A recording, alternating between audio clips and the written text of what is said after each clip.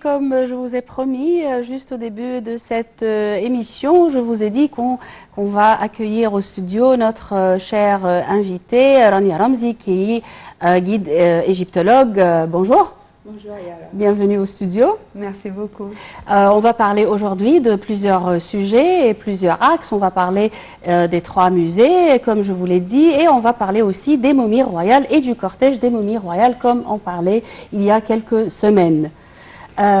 C'était vraiment un événement légendaire, oui. Ouais. En fait, là, on attendait à un événement digne de notre civilisation, mais pas à ce point. Alors, tout le monde entier, en fait, était impressionné. Ébloui, hein. Voilà, oui. On pleurait devant la télé. Non, c'était vraiment un événement légendaire. Plus qu'on pouvait imaginer, quoi.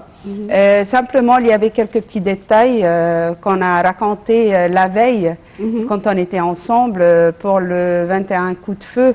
C'était pas pour lancer le départ, c'était pour l'accueil et aussi l'accueil de notre président à nos chefs d'époque. C'était aussi impressionnant. Aussi, il y avait des rumeurs qu'ils allaient transporter la momie d'Ahmos, celui qui a pu vaincre les Hyksos, au musée de la civilisation avec son père, mais en fait non, c'était pas transporté, c'était gardé à Luxor, dans le musée de Luxor, et c'est bien aussi parce que il faut garder des momies un peu partout, surtout qu'ils étaient originaires du sud, quoi. Là maintenant, il repose dans la meilleure place, je crois, parce que quand j'ai visité, c'est vraiment impressionnant, la mise en scène des momies, dont les... j'ai failli dire dans les tombes, à tel point le décor est bien fait, les couloirs, les passages, la mise en scène est vraiment super bien faite, quoi. Puisqu'on parle des momies qui doivent rester pour toujours. Partout, ah oui. On peut donner aux spectateurs quelques traits sur la différence entre les musées qu'on a aujourd'hui, qu'on doit visiter. Quelle est la différence? Qu'est-ce qu'on peut voir dans le musée national de la civilisation égyptienne qui n'était pas au musée du Caire, à la place Tahrir, et le contraire? D'accord, Yara. Tout d'abord, il faut qu'on sache que le musée de la civilisation, qui était inauguré le 3 avril, c'est le premier musée dans la nouvelle génération des musées maintenant en Égypte. Et ce n'est pas uniquement question qu'on utilise maintenant ou bien que le musée possède les meilleures techniques d'exposition des musées, pas uniquement en Égypte, mais dans le monde entier. Mais aussi, le musée est basé sur ce qu'on appelle la vision. La vision, comment dirais-je, le message du musée. Et tous les musées du monde, même les grands musées dans les grands pays, n'avaient pas une vision en fait. C'était de belles constructions pour abriter de belles collections, des pièces ramenées des autres pays. Là, quand je parle par exemple du Louvre, British Museum, Turin, tous ces pays-là qui possèdent ces musées ont eu la chance d'avoir des pièces des autres pays pendant des époques d'occupation ou bien grâce aux premiers voyageurs dans d'autres pays. Mais nous, non. En Égypte, nos musées sont basés ou bien abritent les pièces de notre civilisation, à nous, et pas des pièces des autres civilisations.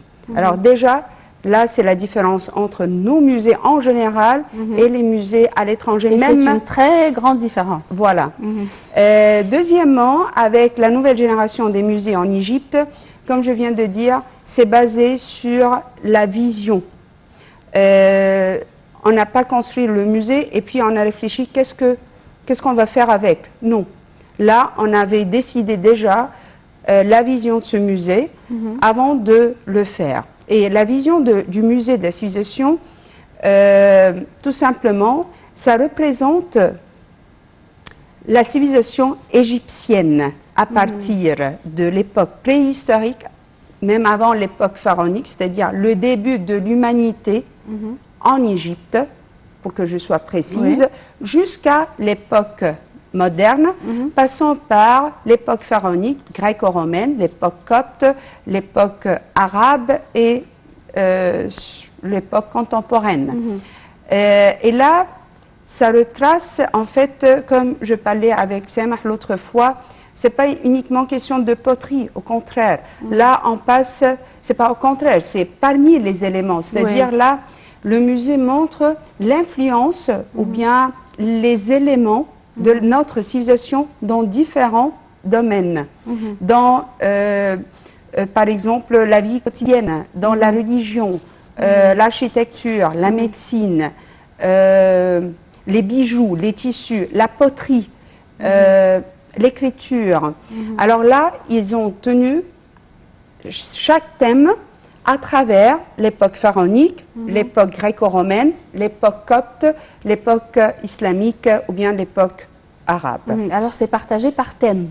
Voilà. Alors là, et même quand on fait la visite, on a à suivre la chronologie dans la grande salle. Parce que là, tout ça, c'est dans la salle principale. Et puis, on a en bas les salles des momies, en fait, qui sont très, très bien faites. Et c'est ça ce qui fait la différence de ce musée-là par rapport aux autres musées. Et du coup, avec le musée du Caire, c'est complètement différent parce qu'à cette époque-là, ce n'était pas basé sur une vision comme le musée de la civilisation. Et maintenant, c'est la même chose? Après les arrangements et les nouvelles décorations du musée du Caire? En fait, maintenant, ils travaillent parce qu'il faut transporter pas mal de pièces aussi au grand musée. Parce qu'on se prépare pour le grand musée. Mais oui, c'est dans le plan de faire aussi une sorte de scénario pour l'exposition. Déjà, dans le musée du Caire, il faut dire qu'on respecte la chronologie dans la visite. Il y a quelques pièces datant de la préhistoire et puis on a l'époque pharaonique. C'est basé plutôt sur l'époque pharaonique, l'Ancien Empire, Moyen Empire, Nouvel Empire. Et puis à la fin, on a quelques pièces pour marquer l'époque gréco-romaine parce qu'on a un musée pour l'époque gréco-romaine. Par contre, c'est plutôt l'époque pharaonique au musée du Caire. Mais je crois bien aussi que parmi les scénarios proposés, que on va garder tous les chefs-d'œuvre du musée. Parce qu'il y a des gens qui comme me disent... Comme le masque de Toutankhamon? Non, le masque sera transporté avec tout le trésor de Toutankhamon. On garde le masque jusqu'à l'ouverture du grand musée. Parce que là, on ne peut pas quand même empêcher les visiteurs qui viennent maintenant de voir le masque de Toutankhamon, surtout que ces pièces ne sortent pas dans les expositions. Mais tout le trésor de Toutankhamon sera transporté au grand musée, mais le musée actuel va garder toutes ces pièces. On a transporté les momies, on va continuer à transporter ce qui reste du trésor de Toutankhamon, mais à part ça, il y aura toutes les pièces, et ça j'aimerais bien le dire parce que tout le monde croit que le musée de Tahrir sera vidé, au contraire. On va travailler sur la mise en scène et je crois bien aussi qu'on va souligner un point fort à l'époque pharaonique dans l'art égyptien, c'est plutôt l'art de la sculpture parce que les anciens Égyptiens étaient très forts dans la sculpture sur les pierres dures, les pierres solides et comment ils adaptaient la pierre pour montrer les traits du visage, les muscles. Vraiment, ils étaient doués pour ça. Et déjà, c'était une aventure pour moi surhumaine, comment ils dégageaient les pierres à cette époque avec leurs moyens, des carrières, les transporter dans les différents points du pays. Tout ça, je crois bien que ça sera mis en valeur avec la nouvelle mise en scène du musée du Tahrir. Et là, ce que je pense, je ne sais pas franchement ce qui sera fait. Par contre, pour le grand musée, bien sûr, ça continue. La nouvelle comment dirais-je, les nouvelles techniques d'exposition, toujours avec une vision. Parce que pour le Grand Musée, on l'a dit l'autre fois, la star du Grand Musée sera le trésor de Toutankhamon. Et pourquoi? Parce que la vision de ce Grand Musée est tout simplement la royauté et la relation de la royauté avec les divinités. Alors, on va parler des rois Alors, et des c'est toujours dieux. l'ère pharaonique. Voilà. Et là, on va parler plutôt des rois et des divinités en détail et la relation. Alors, le fait de transporter le trésor de Toutankhamon, bien sûr, ça tombe bien parce que ça répond à la vision du Grand Musée qui sera, je crois bien, bientôt inauguré. Je ne sais pas quand exactement, mais on espère bien que ça soit cette année. Il ne faut pas oublier aussi qu'on a un troisième grand musée qui sera dans la nouvelle capitale. C'est le musée des capitales de l'Égypte. Et comme on voit de son nom, ça se voit tout de suite que ça va parler des capitales de l'Égypte à travers les époques. Depuis l'époque pharaonique, parce que déjà à l'époque pharaonique, l'Égypte avait plusieurs capitales, jusqu'à l'époque moderne, jusqu'au Caire. Quoi. Et là, je ne sais pas aussi quand est-ce que sera inauguré, je crois, ou bien avec la nouvelle capitale, ou bien avant, après, ça dépend bien sûr, la présidence et notre cher ministre, comme on sait bien, il sait comment choisir les dates. Comme on a dit l'autre fois, c'était vraiment bien choisi la date de l'ouverture, comme c'était le réveillon de Pâques, un samedi. Alors là, j'espère bien que ça va bien tomber. Quoi. Oui, et pour un touriste ou un Égyptien, le touriste, par exemple, il fait le Caire pendant 1 jour et demi ou 2 jours maximum. Alors, il doit tâcher à visiter quel musée? Parce qu'il ne peut pas faire les 3 en 1 journée et demie. Ah, là, c'est une question très délicate. Et là, on va aborder un autre sujet que maintenant, pour le plan touristique, on est sur le chemin de changer les programmes touristiques. Bien sûr. C'est-à-dire que là, ce qui était classique à l'époque avec les agences de voyage, de faire 2 jours au Caire, 1 semaine de croisière, ou bien 2 jours au Caire et 4 jours de croisière, je crois bien que ça va un peu changer parce que là, avec tous les musées qu'on a, et surtout que maintenant, comme je viens de dire, la nouvelle génération des musées, la mise en scène est différente. Il y a beaucoup de facilités qu'on n'avait pas avant. On va travailler sur... Et puis, ils ne sont pas juste à côté l'un de l'autre. Oui. Par contre, pour le musée de la civilisation, par exemple, le jour, je vois bien ça quand j'aurai, par exemple, mes groupes, le jour du musée de la civilisation, c'est facile de faire le vieux Caire, qui est juste à côté, dans le coin, avec les églises coptes, la synagogue. On a tout là-bas, c'est le Fustat, c'est la première capitale de l'Égypte à l'époque arabe.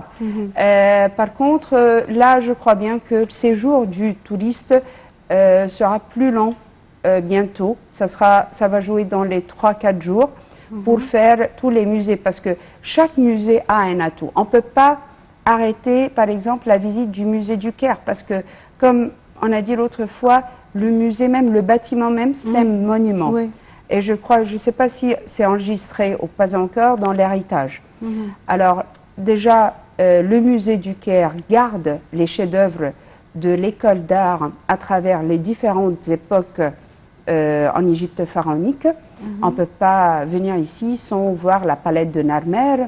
On ne peut pas, par exemple, les statues de Khéphren, Khéops, Mykérinos, tous les grands pharaons sont là-bas. En plus, on a remplacé le trésor de Toutankhamon avec le trésor de Yuya et Touya, avec leurs 2 momies qui se trouvent là-bas en très bon état de conservation. Et c'est une collection qui est vraiment, moi je trouve qui n'est pas moins que celle de Toutankhamon. Oui, bien sûr. Alors là, déjà, le musée est important à le faire, le musée, notre premier musée. Le musée de la civilisation, bien sûr, déjà, il y a des personnes qui m'appellent de la France pour me poser des questions sur les momies Avant, c'était dans une salle modeste au musée. Maintenant, avec l'événement qui était fait, ça donne envie. Ça a incité le monde entier à venir voir les momies. Alors, tout le monde maintenant, venir en Égypte, ils veulent passer au musée de la civilisation. En plus, la mise en scène du musée de la civilisation est encore impressionnante. Et le grand musée, c'est autre chose. Le masque de Toutankhamon, le trésor de Toutankhamon, le jeune pharaon connu dans le monde entier. Il a voyagé partout dans le monde, le trésor, ou bien quelques pièces du trésor de Toutankhamon. Alors tout le monde y pense de venir en Égypte pour voir aussi ce trésor tout doré du jeune pharaon. Alors je crois bien que ça va faire comment dirais-je, une autre façon de voir le Caire. C'est pas pyramide musée, non, on a plusieurs musées. Et en plus, je peux te dire aussi, Yara, que sur le plan, c'est de faire ouvrir le musée de nuit. Alors même pour ceux qui vont passer 2 jours au Caire, on peut le faire en option. Pour ceux qui s'intéressent à faire un plus, d'accord. Et le musée, et déjà le musée du Caire était ouvert, je crois que c'était chaque jeudi, je ne me souviens pas, mais c'était aussi l'idée de notre ministre, et ça c'était nouveau pour nous, qu'un monument soit ouvert de nuit. À part, bien sûr, je ne vais pas le faire sans lumière. Bien sûr, ça marchait bien. Et ça permet de voir le monument tranquillement, il n'y a pas trop de monde. C'était un peu plus cher, si je ne me trompe pas, que le ticket classique, mais les gens quand même... Mais ça vaut le coup. Bien sûr, et pour les hommes d'affaires aussi, les gens qui viennent pour le travail, le soir, au lieu de sortir dans, je ne sais pas où, faire des petites balades n'importe où, d'aller au musée, ça donne une grande chance de faire une visite si intéressante. Et le musée de la civilisation est pareil. Et je crois que c'est pas impossible de le faire aussi avec le grand musée un jour, si c'est ouvert. Alors, pourquoi pas, peut-être aussi avec 2-3 jours au Caire, on peut tout faire, surtout que si le touriste est intéressé aussi. Là, on va aussi viser des touristes qui sont vraiment intéressés par notre civilisation et notre histoire. On a beaucoup parlé des 3 musées, mais ça valait le coup parce que moi, personnellement, je voulais savoir quelle est la différence entre les musées, qu'est-ce qu'on peut voir dans chaque musée. Et on a 2-3 minutes pour parler de nos momies royales, très brièvement, cette fois-ci. En fait, pour les momies, on a déjà commencé à parler d'Hatchepsout, et Toutmoses l'autre fois. Mais on n'a pas le temps de parler des momies cette fois-ci, malheureusement. Mais on tâche à vous recevoir encore une fois, ou bien plusieurs fois, pour parler des momies. C'est une vingtaine de momies, alors on va se retrouver plusieurs fois, Inch'Allah. Avec plaisir, Yara. Mesdames et messieurs, merci pour votre attention et à la prochaine.